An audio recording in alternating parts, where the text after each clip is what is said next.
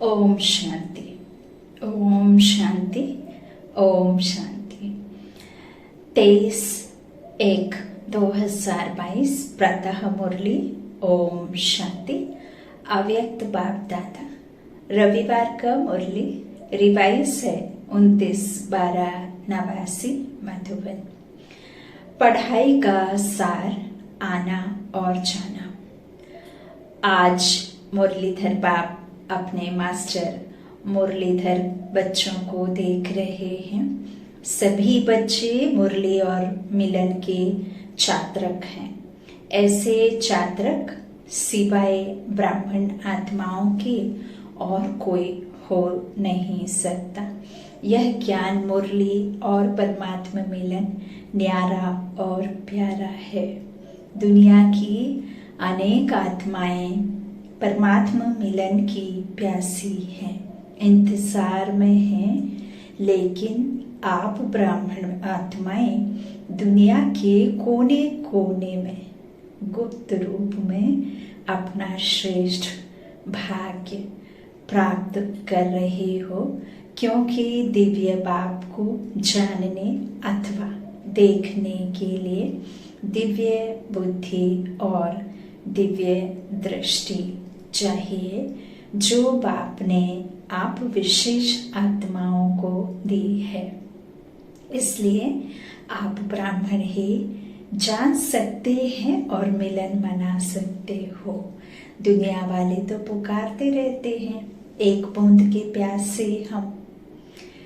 और आप क्या कहते हो? हम वर्षे के अधिकारी हैं।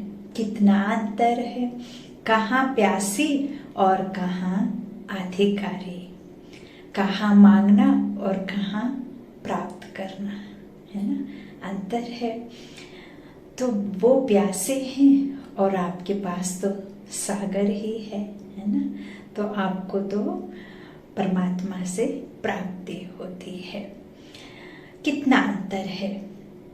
अभी भी सभी अधिकारी बन अधिकार से आकर पहुंचे हो, अधिकारी बनकर आए हो ना, और अधिकार से आकर पहुंचे हो। दिल में यह नशा है कि हम अपने बाप के घर में अथवा अपने घर में आए हैं। ऐसे नहीं कहेंगे कि हम आश्रम में आए हैं, है ना। हम सेंटर जाएं, चाहे मधुबन जाएं या घर में भी हम मुरली सुने, तो हम कभी ये नहीं कहते कि हमने किसी संत से, किसी मनुष्य से मुरली सुनी। हम क्या कहते? बाबा की मुरली सुनकर आए हैं हम। और बाबा कौन है? निराकार शिव परमात्मा, है ना। तो बाबा कहते हैं ऐसा कोई नहीं कहता कि हम आश्रम में आए हैं। हम तो बाबा के घर गए थे, बाबा के घर आए हैं, अपने घर में आए हैं, ऐसे समझते हो ना। अधिकार की निशानी है अपनापन, रिश्ता, संबंध बाप से, है ना। तो अपने बाप के पास आए हैं, अपने परिवार में आए हैं। मेहमान बन करके नहीं आते, लेकिन बच्चे आए हैं अपने घर में। चाहे 4 दिन के लिए आते हो, लेकिन समझते हो मधुबन अपने स्थान पर पहुंचे हैं। तो यह आना और जाना। आप ब्राह्मणों की जो पढ़ाई है, वह मुरलीधर की जो मुरली है, उसका सार यह 2 शब्द ही हैं, आना और जाना। याद की यात्रा का अभ्यास क्या करते हो? कर्मयोगी का अर्थ ही है मैं अशरीरी आत्मा, शरीर के बंधन से न्यारी हूँ। कर्म करने के लिए कर्म में आती हूँ और कर्म समाप्त कर कर्म संबंध से न्यारी हो जाती हूँ। संबंध में रहते हैं, बंधन में नहीं रहते। तो यह क्या हुआ? कर्म के लिए आना और फिर न्यारा हो जाना। कर्म के बंधनवश कर्म में नहीं आते हो, लेकिन कर्मेंद्रियों को अधीन कर अधिकार से कर्म करने के लिए कर्मयोगी बनते हो। इंद्रियों के कर्म के वशीभूत नहीं हो। कोई भी किसी के वश हो जाता तो वश हुई आत्मा मजबूर हो जाती है कभी किसी प्रेत आत्मा को आते देखा है ना मनुष्य के शरीर में?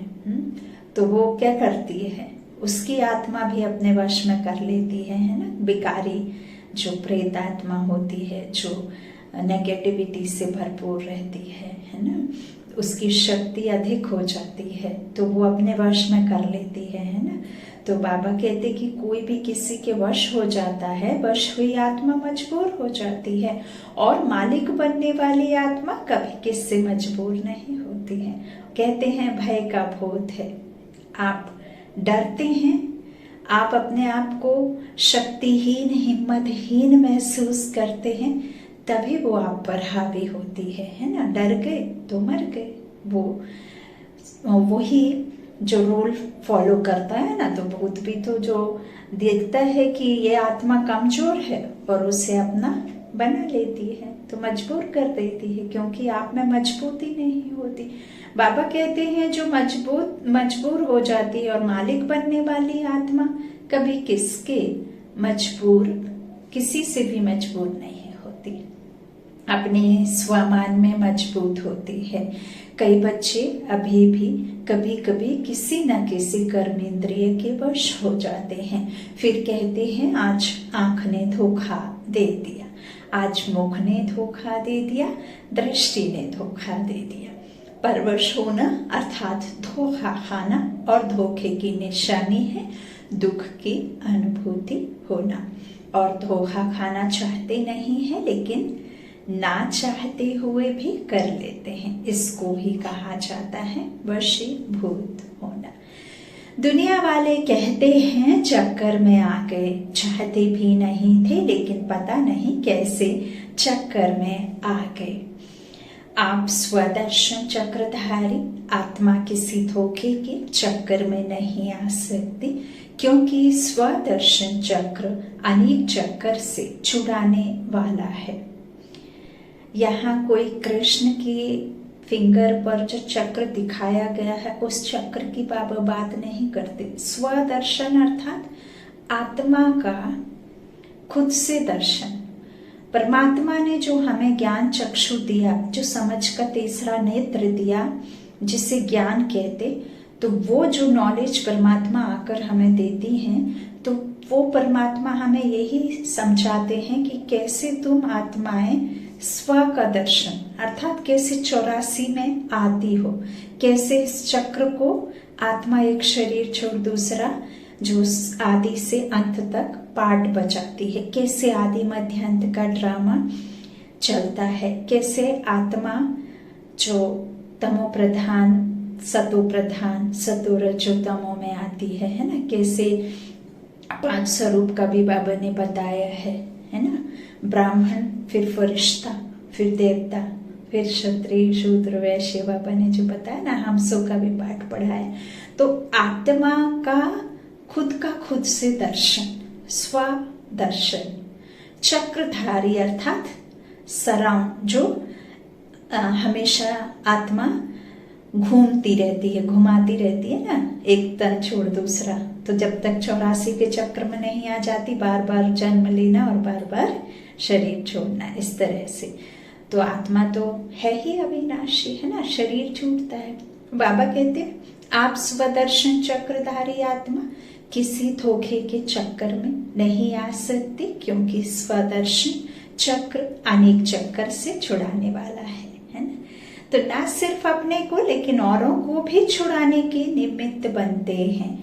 अनेक प्रकार के दुख के चक्रों से बचने के लिए सोचते हैं इस सृष्टि चक्र से निकल जाएं, लेकिन सृष्टि चक्र के अंदर पाट बचाते हुए अनेक दुख के चक्रों से मुक्त हो जीवन मुक्त स्थिति को प्राप्त कर सकते हैं।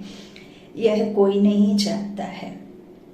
आप चैलेंज करते हो कि हम आपको जीवन में मुक्ति डबल दिला सकते हैं, जीवन भी हो और मुक्ति भी हो। ऐसी चैलेंज की है ना। सतयुग में यही होता है ना, जीवन होता है। ऐसे नहीं है कि वहाँ 4 भुजाओं वाले कोई मनुष्य होते हैं, उनके 3 आंखें होती हैं, या हमेशा उनके एक हाथ में फ्लावर, एक हाथ में शंख, एक हाथ में जो है गदा। इस तरह से कुछ भी नहीं होता। देखिए, ना ही उनका कोई ऐसा व्हीकल होता है जिसपे जैसे कोई पक्षी पर, कोई मूस पर, कोई किसी पर जो भक्ति काल में चित्रों में दिखाया है कि इसका साधन ये, उसका साधन ये, तो ऐसे कोई भी बैठ नहीं सकता। क्या आपको कोई बैल पर बिठा दे या कोई गरुड़ पर बिठा दे तो आप 24 घंटे बैठ जाएंगे? जब आप तन को धारण करते हैं तो कर्म तो करेंगे ही, चाहे वो सतयुग हो और चाहे त्रेता हो। बिना कर्म के तो कुछ हो ना सके। हाँ, लेकिन सतयुग में डबल मुक्ति कैसे? जीवन रहता, लेकिन जीवन से मुक्त होकर आत्मा समझ अपना पाठ वहां बजाते हैं, है ना। और निर्विकारी, एकदम विकारों से मुक्त, उन्हें ही तो देवी देवता कहते हैं ना, निर्विकारी आत्माओं को, पुण्य आत्मा ना। तो बाबा कहते हैं इस तरह मुक्ति डबल दिला सकते हैं, यह तुम चैलेंज कर सकते हो ना। तो नशे से कहते हो कि जीवन मुक्ति आपका और हमारा जन्म सिद्धाधिकार है ना। तो सुख की दुनिया, स्वर्ग की दुनिया, बैकुंठ जिसे कहते, 150 वर्ष की आयु, है ना, गोल्डन एज। तो स्वदर्शन चक्रधारी अर्थात दुख के चक्रों से मुक्त रहने वाले और मुक्त करने वाले, वशीभूत होने वाले नहीं, लेकिन अधिकारी बन, मालिक बन, सर्व कर्मेंद्रियों से कर्म कराने वाले। तभी तो स्व पर राज्य प्राप्त करेंगे, तब तो फिर विश्व पर राज्य करेंगे ना। अभी कर्मेंद्रियों पर ही राज्य नहीं कर पाए तो विश्व पर कैसे राज्य करेंगे, है ना। तो बाबा कहते हैं वशीभूत होने वाले नहीं, बल्कि अधिकारी बन, मालिक बन, सर्व कर्मेंद्रियों से कर्म कराने वाले, धोखा खाने वाले नहीं, लेकिन औरों को भी धोखे से छुड़ाने वाले। जब हम यह राज मनुष्य आत्मा को समझाएंगे कि दुख का कारण क्या है, और आप जो तमो प्रधान बने हैं, नीचे उतरे हैं, अब हमें कैसे मुक्ति, जीवन मुक्ति पाना है, कैसे हमें इस दुख से, इस संसार को छुड़ाना है। और आप जब सामने वाली आत्माओं को समझाते हैं कि हम आत्माओं का कार्य क्या है, हम आत्माएं कैसे जन्म मरण में आते हैं, कैसे ईश्वर हमें चढ़ती कला में संगम युग पर स्वर्ग का रास्ता दिखाते हैं, कैसे हमारे कर्मों की गुहा गति का राज समझा करके, गति दुर्गति का राज समझा करके कैसे हमें इस दुर्गति से निकालते हैं। सदगति दिलाने वाला है ना, सदगति दाता। तो यह जब हम अच्छी रीति समझाएंगे तो मनुष्य समझेंगे भी।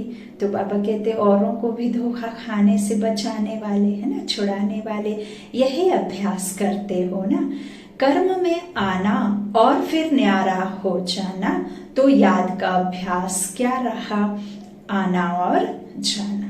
और पढ़ाई अर्थात ज्ञान का सार क्या है, कर्मातीत बन घर जाना है और फिर राज्य करने का पाठ बचाने अपने राज्य में आना है। यही ज्ञान का सार है ना। तो जाना और आना, यही ज्ञान और योग है। इसी अभ्यास में दिन रात लगे हुए हो, बुद्धि में घर जाने की और फिर राज्य में आने की खुशी है। बाया स्वीट होम, है ना, बाया परम धाम ही आत्माएं जाएंगी, फिर आदि में ड्रामा में आएंगी, सुख की दुनिया में। पहले शांति धाम, फिर सुख धाम, है ना। बाबा कहते हैं राज्य में आने के लिए क्या करना है, पहले घर जाने के लिए तैयार होना है, फिर राज्य में आने की खुशी है। जैसे मधुबन अपने घर में आते हो तो कितनी खुशी रहती है जब से टिकट बुक कराते हो। जब हमारा मधुबन जाने का टिकट बुक हो जाता है, क्या होता है, तब से जाना है ना। इवन टिकट बुक भी नहीं होता तो भी बाबा से कहते हैं ना कि बाबा बुलाएंगे का, बाबा बुलाओ ना, है ना। और फिर टिकट हो जाता है तो तब से शुरू हो जाते हैं, जाना है। तो यह बुद्धि में याद रहता है ना। तो जब मधुबन घर की खुशी है तो आत्मा के घर जाने की भी खुशी है। लेकिन खुशी से कौन जाएगा, जितना सदा यह आने और जाने का अभ्यास होगा। जब चाहो तब शरीरी स्थिति में स्थित हो जाओ और जब चाहो तब कर्मातीत बन जाओ। यह अभ्यास बहुत पक्का चाहिए। ऐसे ना हो कि आप अशरीरी बनने चाहो और शरीर का बंधन, कर्म का बंधन, व्यक्तियों का बंधन, वैभवों का बंधन, स्वभाव संस्कारों का बंधन अपनी तरफ आकर्षित करे। कोई भी बंधन अशरीरी बनने नहीं देगा। जैसे कोई टाइट ड्रेस पहनते हैं तो समय पर सेकंड में उतारने चाहें तो उतार नहीं सकेंगे। ऐसे ही यदि आपके पास में अपार धन इकट्ठा कर लिया है, स्थूल धन, तो आप जरा सोचिए, जब आप बहुत बीमार हो जाए, मान लीजिए कि डॉक्टर आपको कह दे कि अब आपके पास में समय बहुत कम है, तो आप जो धन इकट्ठा है, आपकी बुद्धि कहाँ रहेगी? उस धन की तरफ रहेगी, है ना। तो आप शरीर नहीं छोड़ पाएंगे। तो वही बाबा कहते कि यदि शरीर को आप इतना टाइट कर लेंगे कि आपके मन बुद्धि से सिर्फ और सिर्फ शरीर शरीर शरीर, तो अशरीरी नहीं रह पाएंगे ना आप। तो फिर आप कैसे, आपका खिंचाव किस तरफ आएगा? इस धन वैभव में, है ना, शरीर में, रिश्तों में, इसी में रहेगा। तो बाबा कहते हैं जैसे टाइट कपड़ा पहनो तो उसको सेकंड में नहीं उतार सकेंगे, खिंचावट होती है क्योंकि शरीर से चिपका हुआ है। ऐसे कोई भी बंधन का खिंचाव अपनी तरफ खींचेगा। बंधन आत्मा को टाइट कर देता है। इसलिए बाप दादा सदैव यह पाठ पढ़ाते हैं, निर्लिप्त अर्थात न्यारे और अति प्यारे। किसके प्यारे? बाप के। तो यह बहुत काल का अभ्यास चाहिए। आपने देखा होगा जो संत महात्मा भी यही कहते हैं ना कि थोड़ा थोड़ा थोड़ा उसमें रमो मत, है ना, अपने धन दौलत के पीछे मत रहो, ताकि वो प्राण जब आत्मा छोड़ती है तो उन्हें किसी बात की चिंता ना रहे, है ना। बस 2 समय का खाने का इंतजाम और सोने का इंतजाम हो जाए, बस वो हमेशा चलते रहते हैं, है ना। तो यही बात बाबा कहते हैं। अब मान लीजिए अभी इस कोरोना काल में जब एकदम बाहर जाना बंद हो गया था लॉकडाउन में, तो देखिए जिनके पास में महंगे महंगे ज्वेलरी, कपड़े आदि हैं, तो वही नहीं पहन पा रहे थे। तो सबको जरूर ख्याल आया होगा कि अब नहीं लेंगे, क्या फायदा है, रख कर बर्बाद हो जाएगा, रहे तो पहनेंगे, नहीं रहे तो क्या, है ना। कैसे कैसे ख्यालात चलते थे ना। तो ये कोरोना भी बहुत कुछ सफाई करके गया मन की, बुद्धि की, है ना, और बहुत सफाई आदि भी दिखा कर गया, है ना, सिखा कर गया। तो हर एक मुश्किल के पीछे कुछ ना कुछ सीख तो मिलती है ना। ओम शांति। ज्ञान सुनना, सुनाना, सेवा करना यह अलग चीज है, लेकिन यह अभ्यास अति आवश्यक है। पास विद ऑनर बनना है, तो इस अभ्यास में पास होना अति आवश्यक है। और इसी अभ्यास पर अटेंशन देने में डबल अंडरलाइन करो, तभी डबल लाइट बन कर्मातीत स्थिति को प्राप्त कर डबल ताजधारी बनेंगे। ब्राह्मण बने, बाप के वर्षे के अधिकारी बने, गॉडली स्टूडेंट बने, ज्ञानी दो आत्मा बने, विश्व सेवाधारी बने। देखिए बाबा ने कितने सारे प्यारे प्यारे बहुत अच्छे बच्चों के लिए सम्मान दिए हैं ना।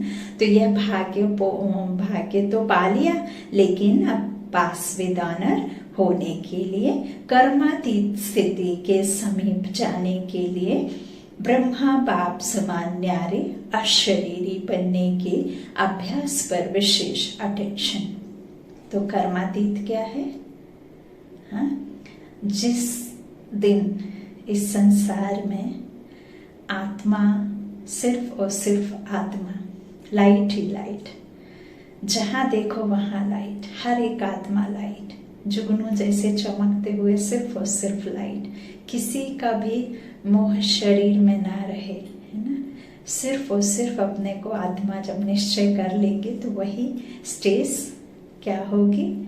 कर्म से न्यारी अर्थात आत्मा समझेंगे, तभी फिर कर्मातीत बनेंगे, है ना। तो बाबा कहते हैं ब्रह्मा बाप समान, अशरीर बनने के अभ्यास पर विशेष अटेंशन। जैसे ब्रह्मा बाप ने साकार जीवन में कर्मातीत होने के पहले न्यारे और प्यारे रहने के अभ्यास का प्रत्यक्ष अनुभव कराया, जो सभी बच्चे अनुभव सुनाते हो, सुनते हुए न्यारे, कार्य करते हुए न्यारे, बोलते हुए न्यारे रहते थे। सेवा को व कोई कर्म को छोड़ा नहीं, लेकिन न्यारे हो लास्ट दिन भी बच्चों की सेवा समाप्त की। न्यारापन हर कर्म में सफलता सहज अनुभव कराता है। करके देखो, 1 घंटा किसको समझाने की भी मेहनत करके देखो और उसके अंतर में 15 मिनट में सुनते हुए, बोलते हुए न्यारेपन की स्थिति में स्थित होगी। दूसरी आत्मा को भी न्यारेपन की स्थिति का वाइब्रेशंस देकर देखो। जो 15 मिनट में सफलता होगी वह 1 घंटे में नहीं होगी। यही प्रैक्टिस ब्रह्मा बाप ने करके दिखाई, तो समझा क्या करना है। पहले निमित्त तो टीचर हैं, फॉलो फादर करेंगी ना।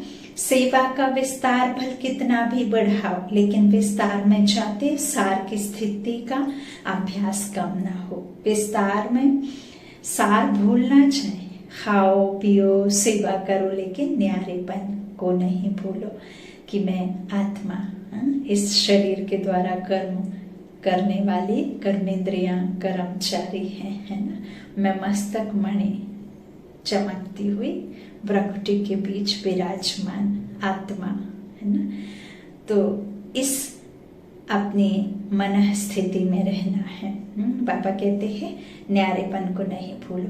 वाणी द्वारा भी कहाँ तक सेवा करेंगे, कितनों की करेंगे। अब तो रूहानी वाइब्रेशंस, अशरीरीपन की स्थिति के वाइब्रेशन, न्यारे और प्यारेपन के शक्तिशाली वाइब्रेशन वायुमंडल में फैलाओ। मनसा सेवा, शुभ भावनाओं, शुभ संकल्पों से विश्व परिवर्तन की सेवा, अपने घर के माहौल को परिवर्तन करने की सेवा, नेगेटिव से पॉजिटिव में बदली करने की सेवा, अपने पड़ोस में है ना, अपने गांव में, अपने शहर में, अपने देश में शुरू होगी। तभी धीरे धीरे परिवार, फिर आसपास का, फिर गांव, फिर शहर, फिर देश, फिर विश्व है ना। तो इस तरह से, क्योंकि आप जब किसी को समझाते हैं और आप जब समझाते हैं तो सामने वाला यही सोचेगा कि पहले खुद समझ लो फिर मुझे समझाओ। क्योंकि देखिए ज्ञान सबके पास है, लेकिन समझना कोई नहीं चाहता। खुद में धारणा एक्सेप्ट करना या खुद को गलत महसूस करना, रियलाइज करना कि रॉन्ग मैं हूँ, सदैव हर इंसान सामने वाले को ही बदली करना चाहता है। खुद से शुरुआत कभी करना नहीं चाहता है, चाहे वो कितना भी ज्ञानी हो। तो यही बात बाबा कह रहे हैं, यदि हम मुख से कोई बात किसी को समझाते हैं तो वह लड़ाई का कारण बनता है। तो अब बाबा कहते हैं न्यारे और प्यारेपन के शक्तिशाली वाइब्रेशंस वायुमंडल में फैलाओ साइलेंस अवस्था में। तो उसके लिए आपको पहले खुद में श्रेष्ठता होनी, श्रेष्ठ संकल्पों से भरपूर होना है ना। तो सेवा की तीव्र गति का साधन जो है, साधन भी यही है। दूसरों की सेवा करने के पहले स्वयं इस विधि में संपन्न होंगे, तब सेवा की सिद्धि को प्राप्त करेंगे। सिद्धि अर्थात प्राप्ति, मिलना है ना। जो प्रैक्टिकल में आपको मिले उसे ही सिद्धि कहते हैं। तो फिर तभी वह सिद्धि आपको प्राप्त होगी। अब वाणी में आना सहज हो गया है और दिल से भी कहते हो, क्योंकि अभ्यास पक्का हो गया है। ऐसे यह अभ्यास भी नेचुरल हो जाएगा और ये मनसा सेवा और ये शक्तिशाली वाइब्रेशंस फैलाने की जो तीव्र गति इतनी तेज है कि आपने बाबा कहा और हम देखिए जहाँ साइंस भी नहीं पहुँच पाई वहाँ हम सेकंड्स में चले जाते हैं। बाबा कहा और हमें परम धाम शांति धाम याद आया और बुद्धि भी वहां चली जाती है और हम उस सर्वशक्तिमान लाइट को भी देखकर आ जाते हैं। और जैसे ही हमने शरीर कहा और हम इस शरीर में आ जाते हैं, तो कितनी तीव्र गति है इन श्रेष्ठ संकल्पों से आप कितने अच्छे से सेवा कर सकते हैं, है ना, बशर्ते कि आपको विचारों को बदली करना होगा। यदि आपके मन में व्यर्थ संकल्प चल रहे हैं, किसी से बदले की भावना, किसी से घृणा, किसी के प्रति क्रिमिनल दृष्टि या किसी के प्रति भी अशुभ भावनाएं हैं, तो फिर आपका जो शक्तिशाली वाइब्रेशंस काम नहीं करेंगे, क्योंकि आप खुद फुलफिल नहीं है, तो फिर कैसे दूसरों को फिल करेंगे, है ना। तो बाबा कहते अब वाणी में आना सहज हो गया है और दिल से भी करते हो, क्योंकि अभ्यास पक्का हो गया है। ऐसे यह अभ्यास भी नेचुरल हो जाएगा। इस नेचुरल अभ्यास से ही नेचर बदली होगी, चाहे मनुष्य आत्माओं की नेचर, चाहे प्रकृति नेचर। समझा? मुश्किल तो नहीं लगता है ना। बड़े ते बड़े बाप के बच्चे हैं और बड़े ते बड़ी प्राप्ति के अधिकारी हैं, तो उसके लिए कोई बड़ी बात नहीं। अटेंशन रखना तो आता है ना, कि टेंशन रखना आता है।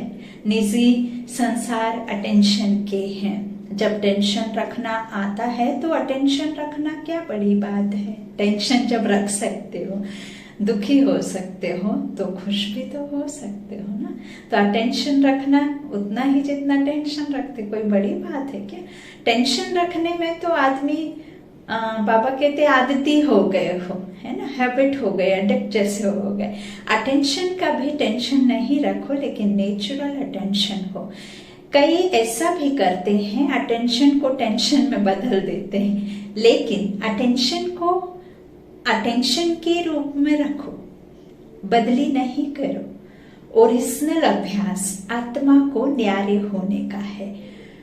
न्यारी थी, न्यारी है, फिर न्यारी बनेगी। उसका स्वरूप ही है ना, लाइट स्वरूप। तो वैसी थी, वैसी ही है और वैसी ही रहेगी। अब वैसी बनना है, तो सिर्फ अटैचमेंट न्यारा बनने नहीं देता ना, न्यारापन होने ही नहीं देता, क्योंकि क्या है, अटैचमेंट है। तो वैसे आत्मा की ओरिजिनल नेचर शरीर से न्यारे रहने की है, अलग है। शरीर आत्मा नहीं, आत्मा शरीर नहीं। तो न्यारे हुए ना। सिर्फ 63 जन्मों से अटैचमेंट की आदत पड़ गई है। ओरिजिनल तो ओरिजिनल ही होता है। अच्छा, डबल विदेशी भी बहुत पहुंच गए हैं नया वर्ष मनाने के लिए। मेहमान बन करके आए हो या बच्चे बन करके आए हो, अपनापन लगता है ना। बाप दादा भी बच्चों को अपने घर में देख हर्षित होते हैं। बच्चे सदैव घर का श्रृंगार होते हैं। बच्चों से मधुबन सज जाता है, इसलिए बाप दादा अपने घर के श्रृंगार को देख खुश हो रहे हैं। चाहे भारतवासी चाहे विदेशी, दोनों ही घर के श्रृंगार हैं। बाप दादा आने की भी मुबारक देते हैं, तो मुबारक ले ली, जाने की भी मुबारक देते हैं। यहाँ आना भी अच्छा है, जाना भी अच्छा है। विदाई नहीं है, बधाइयाँ ही बधाइयाँ हैं। जाएंगे तो सेवा की बधाइयाँ, और यहाँ आए हो तो मिलने की बधाइयाँ। दोनों ही मुबारक है ना।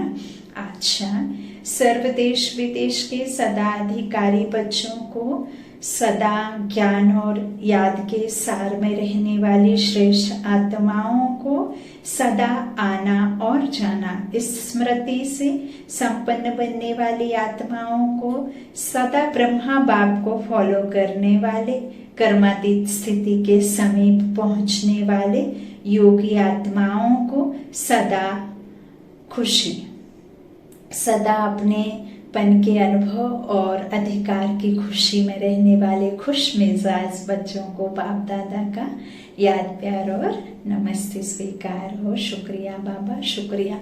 डॉक्टर्स प्रति अव्यक्त महावाक्य। सभी डॉक्टर्स के दिल में क्या है? हॉस्पिटल तो नहीं है। बाप को दिल में बिठाना अर्थात सदा के लिए अनेकों को शफा देना। आजकल तो डॉक्टर्स भी कहते हैं कि दवाई इतना काम नहीं करेगी जितना दुआ करेगी, है ना। क्रिटिकल सिचुएशन होती है तो कहते हैं ना कि अब मेरे हाथ में नहीं है, प्रे करो, है ना, गॉड से प्रार्थना करो, दुआ करो, है ना, दुआ दो, है। तो वो भी दवाइयों से दिल शिकस्त हो गए हैं, क्योंकि जानते हैं ना कि इसकी रिजल्ट क्या है और क्या निकलेगी। इसलिए अभी सबकी नजर दुआओं तरफ जा रही है। दुआओं का रंग बहुत पक्का होता है, दिखता नहीं है, लेकिन बहुत शक्तिशाली असर होता है दुआओं में। अभी योग एक्सरसाइज के रूप में चारों ओर बढ़ता जा रहा है। योग और योगा दोनों में डिफरेंस है। योगा बॉडी फिट के लिए होता है और योग होता है आत्मा की शुद्धि के लिए, है ना, परमात्मा से योग लगाना। तो एक्सरसाइज के रूप में चारों ओर बढ़ता जा रहा है ना। तो अभी योग तक आए हैं, सहज योग तक आ जाएंगे। दवाइयों के बजाय दूसरी तरफ अभी बुद्धि तो गई है ना, आखिर ठिकाने पर आ जाएंगे। तो डॉक्टर्स यही काम करते हो ना, सबकी बुद्धि को ठिकाने पर लगाने वाले हो ना। अच्छा है, हिम्मत रखने से बाप की मदद स्वतः मिलती रहेगी। जहाँ हिम्मत है वहाँ असंभव भी संभव हो जाएगा। हिम्मते बच्चे मददे बाप, सभी असंभव को संभव करने वाले हो। जो दुनिया वाले कहते हैं मन को एकाग्र करना बहुत मुश्किल है, असंभव भी कह देते हैं, और आप क्या कहते हो, आपके लिए तो सेकंड की बात है ना। बस बाबा कहा और मन ठिकाने पर पहुंचा, तो आपके लिए सेकंड का काम है और उन्हों के लिए असंभव है। कितना अंतर आ गया, टाइम तो नहीं लगता है ना। ऐसे तो नहीं गीत बजे लाल बत्ती जले तभी मन टिकेगा, है। जब एनवायरनमेंट क्रिएट करेंगे तभी मन टिकेगा, ऐसा है, या चलते फिरते उठते बैठते ठिकाने पे चला जाता है ना। तो ये आपको मन से पूछकर सेकंड चेंज होना है, अटेंशन देना है। मेहनत तो नहीं करनी पड़ती, अपना बाप है ना, कोई दूसरे का बाप तो नहीं है ना, जो आपको अपॉइंटमेंट लेना पड़े, या कोई ऐसा तो नहीं है कि कोई ऐसे मर्तबे पे बैठा है कि आपको जाना पड़े, उनके असिस्टेंट से पूछना पड़े, फिर आपको रिटर्न में लेकर के आना पड़े, फिर आप जाएंगे तो भी उनके पास टाइम नहीं है। ऐसा तो नहीं है ना, खुद का बाप है, दूसरे का तो नहीं। अपना बाप नहीं हो और कोई कहे यह आपका बाप है, इसे याद करो, तो याद नहीं कर सकेंगे ना। लेकिन यह तो अपना है, अपनी चीज को याद करना कभी मुश्किल नहीं होता, पराये को याद करना मुश्किल होता है। आप तो अधिकार से याद करते हो, या भगवान है ऐसा समझते, बहुत बड़ा है, सूर्य समान है, ऐसे याद करते हो। सब कुछ मेरा है, इस अधिकार से याद करो तो सहज होगा, है ना। बाप से परमिशन लेनी नहीं पड़ती, कभी भी याद कर सकते हैं, कभी भी उनके पास जा सकते हैं। रूहानी गुलाबन सारा दिन खुशबू फैलाते रहो। खुशबू कोई बाबा कहते ऐसी चीज होती है जो दूर वालों को भी आकर्षित करती है। दूर से ही सोचेंगे यह खुशबू कहाँ से आ रही है, तो आपकी रूहानियत विश्व को आकर्षित करेगी। देखो रूहानियत की खुशबू ने देश से विदेश को भी आकर्षित किया ना, विदेश तक खुशबू पहुंची। कोई भी काम करते शुभ संकल्प से यह खुशबू फैलाते रहो। 140 कंट्री में बाबा की यह सेवा फैली हुई है ना। तो बाबा कहते हैं विदेश तक खुशबू पहुंची। कोई भी काम करते शुभ संकल्पों से यह खुशबू फैलाते रहो। कोई भी काम करते चेक करो कि बुद्धि कितने तरफ जा रही है। ना चाहते भी अनेक तरफ जाती है, एक तरफ नहीं होती। तो जब और तरफ जा सकती है तो सेवा भी तो कर सकते हो ना, याद भी कर सकते हो। बहुत थोड़ा समय होता है जो फुल बुद्धि उस काम में रहती है। बाबा कह रहे हैं कर्म करने के समय भी, मान लीजिए आप किचन में हैं या आप रास्ते में चल रहे हैं, तो ऐसा तो नहीं है ना कि आपकी बुद्धि कॉन्सेंट्रेट होके चल रही हो, आपकी बुद्धि घर तरफ ना हो, किसी रिलेटिव के तरफ ना हो, या आपके धंधे धोरे के तरफ ना हो, हैं? आसपास के माहौल के तरफ भी रहती है, लोगों के तरफ भी जाती है और कहीं भी चली जाती है, सालों पुरानी बातों पर चली जाती है। तो बाबा कहते हैं कुछ एक काम ऐसे होते हैं जहाँ बुद्धि को कॉन्सेंट्रेट रखना जरूरी है, जैसे कि बैंक का काम करना या कुछ भी ऐसे कुछ बनाना, जो नई चीज है, मान लीजिए कि ऐसी चीजों में आपको बुद्धि कॉन्सेंट्रेट रखना पड़ता है, बैंक का कोई काम करने के समय या कोई काउंटिंग करते समय। अदरवाइज तो ऐसा नहीं है कि बुद्धि आपकी चारों तरफ ना जा रही हो, तो उस बुद्धि को आपको ईश्वर के पास ले जाना है, बाप के पास ले जानी है ना।